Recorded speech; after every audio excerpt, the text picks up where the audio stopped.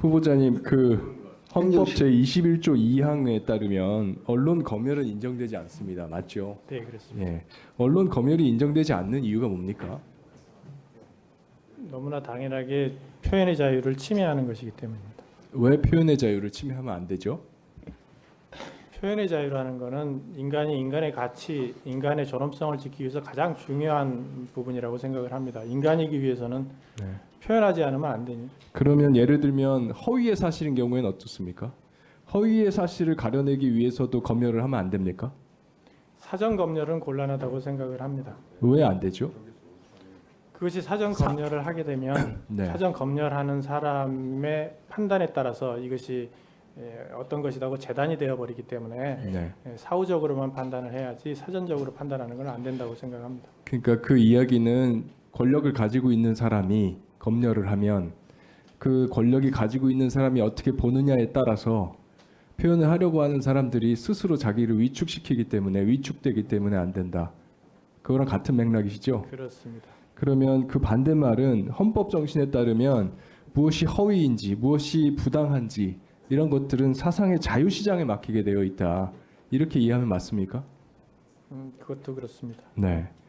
그러면 자 어떤 사실이 보도가 됐는데 이게 허위라고 믿는 사람도 있고 진실이라고 믿는 사람도 있습니다. 그런 경우에 우리 헌법 정신에 따르면 국민들끼리 상호간에 토론을 해서 사상의 자유시장 속에서 진실이라고 더 국민들의 지지를 받는 것들이 그 시장 경쟁을 통해서 승리를 해서 국민들 다수 의견을 형성하고 또 만약에 소수 의견이었던 게 시간이 지나고 나서 다시 경쟁에서 이기면 다시 다수 의견이 되고 이렇게 흘러가도록 하는 것 이게 우리 헌법 정신에 맞다. 어떻게 보십니까? 동의하십니까? 네, 동의합니다. 네. 그러면 제가 좀 곤란할 수도 있는 질문을 단도직입으로 하나 여쭙겠습니다. 바이든 날리면 논란 알고 계시죠? 네, 언론을 통해서 알고 있습니다. 네. 그 당시에 바이든이라고 들었다 또는 욕설이라고 들었다라고 느낀 국민이 한 3분의 2 정도 됩니다. 그리고 아니다 날리면이라고 들었다라고 느낀 국민들이 소수가 있습니다. 자 이런 경우에 사상의 자유시장에 맡겨서 국민들이 스스로 판단을 하도록 맡기는 것이 놔두는 것이 그게 헌법 정신에 부합하겠지요? 그 자체로는 그렇습니다. 그러면 반대로 그런 경우에 우리 정부가 그때 바이든이라고 보도한 거는 가짜 뉴스다라고 규정을 하면서요 불이익을 줬습니다. 그 당시에 2022년 11월 9일 날 보도가 나고 한 2달이 채 안 된 시점에 MBC 기자를 전용기 탑승 불허를 하는 불이익을 줬습니다. 이게 헌법 정신에 맞습니까? 그렇죠. 그 부분은 지금 현재 그 사건이 계류 중이라서 제가 구체적으로 말씀드리기는 조금 그 곤란합니다. 추상적으로 말씀 주십시오. 구체적인 상관없고요. 지금 말씀하신 헌법 정신 후보자께서 가지고 계신 헌법관에 비추어 봤을 때 이것이 부합합니까? 바람직합니까? 그래서 제가 말씀드린 헌법 정신에 맞는다 이런 부분들은 원론적으로 그렇다는 말씀이고요. 지금 현재 말씀하신 사상의 자유시장이라는 부분이 많이 변화하고 있는 상황인 것은 맞습니다. 그러면 제가 다른 질문 드리겠습니다. 최근에 방통위에서요. 가짜뉴스 심의센터라는 걸 만들었습니다. 그리고 심의 대상에 언론 보도가 포함되어서 특히 방송 보도가 포함이 되어서 논란이 되고 있습니다. 혹시 알고 계십니까? 네, 알고 있습니다. 이것도 헌법 정신에 부합한다고 보십니까? 그 기관이 어떤 식으로 운영이 될지 앞으로 그것은 살펴봐야 되겠지만 그렇지만 사상의 자유시장에 맡기는 건 아닌 거죠. 국가가 관여해서 무엇이 사실이다 아니다 판단하고 그걸로 인해서 위축 효과가 발생할 것은 자명하죠. 그래서 그 당시에 법률가 교수 연구자들로 구성된 전문가 380인이요.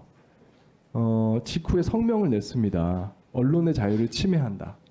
그리고 전문가들뿐만이 아니라 내부에서도요. 방통위 내부에서도 이런 의견이 나왔습니다. 방심위 팀장 직원 11명이 언론 자유 침해 우려가 있어서 사회적 합의가 추가로 필요하다. 그리고 가짜뉴스 심의센터에서 일하는 간부를 제외한 방심위 직원 4명 전원이 월권적 업무 미비한 정당성에 부담을 느낀다면서 원부서에 복귀를 요청한다. 이러면서 고충 신고를 접수한 적이 있습니다. 이럴 정도로 외부의 전문가, 법률가, 내부의 전문가들 모두가 다 이거에 대해서 우려를 표명하고 있거든요. 후보자님, 이들의 우려에 대해서 공감하지 않으십니까? 그것이 언론을 통제하려고 하는 의도라고 생각을 하는 분들은 그렇게 생각할 수는 있다고 생각을 합니다. 그런데 제가 보기에는 그 요즘의 언론 상황 그리고 인터넷이나 이런 것이 확단 속도가 매우 빠르고 또 유튜브 같은 걸 통해서 개인의 의견을 계속 집중적으로 특정인에게 공급하는 그러한 사람들이 많아지기 때문에 이것이 한번 퍼져버리면은 그게 위원님께서 말씀하시는 그런 사상의 자유시장 속에서 원만하게 잘 이루어지기가 사실 상당히 어렵습니다. 그리고 피해를 일단 받게 되면 그렇더라도 그 국가 권력이 이거 개입하는 것으로 인한 위축 효과는 여전히 피할 수가 없을 겁니다. 그러니까 그 위축 효과를 제거할 수 있는 새로운 사회적 합의가 필요하다. 이게 지금 문제 제기의 핵심으로 보입니다. 제가 마지막으로 하나 여쭤볼게요. 헌법 21조에는 언론 출판의 자유뿐만 아니라 집회 결사의 자유 조항도 있습니다. 같이 나열되어 있습니다. 같은 취지이기 때문에 우리나라 집회 결사의 자유가 그동안 증진되어 왔다고 생각하십니까? 아니면 최근 위축되고 있다고 생각하십니까?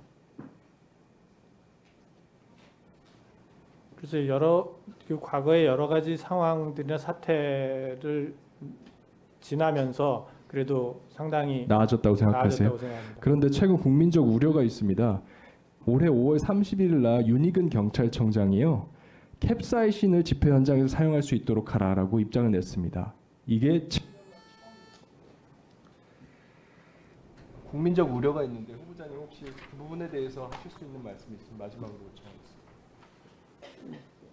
요청하겠습니다. 아마 그게 이제 집회가 이제 과격화되거나 너무 이제 질서를 어긋나게 되는 상황이 발생했을 때 그런 캡사이신이나 이런 거를 쓰자 이렇게 의견을 낸 것으로 보여지는데요. 그것이 정말 집회의 혼란 뭐 이런 것을 위해서 필요 최소한도로 막아야 된다고 생각을 하고 그것이 집회 결사의 자유를 침해하는 방식으로 이루어져서는 절대 안 된다고 생각을 합니다. 네,